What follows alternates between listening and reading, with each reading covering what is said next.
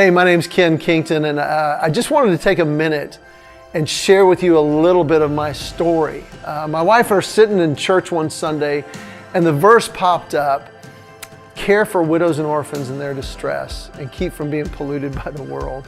And I thought, you know what? It's just that for some reason that care for orphans hit me hard. And on the way home, I found out from talking to my wife, it hit her that way as well.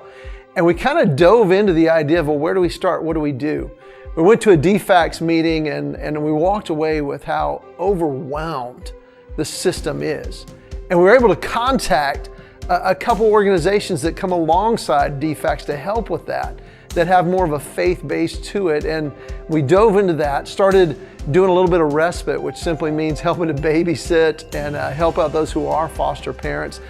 And then we got into actually fostering. And then we went from there to, we have some friends who had a young man they were fostering. They were headed out of town and we did respite for them. But then it kind of hit. Their foster son's parents relinquished their rights as parents. And our friends said, you know, we're not in this to adopt. We have older kids, but we hate to see this young man go back in the system. And my wife and I prayed for maybe 3 minutes and we said we'd adopt him in a heartbeat. And my youngest son now came through that process. He came to live with us for about 6 months. We did the process. He's lived with us now for about 2.5 years. And let me tell you this, it has been one of the greatest experiences. It was not easy, it was not quick, and it is very messy. But we have become different people in the best way. And I've seen literally a life trajectory change right before my eyes. And it's not perfect, but it's been amazing. But what I've discovered in that process is that it is a process. And there's so many needs, big and small.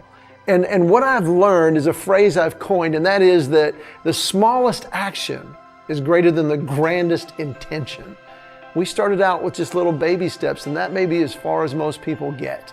But let me just tell you, one of the greatest resources and organizations we've come across is Waymark.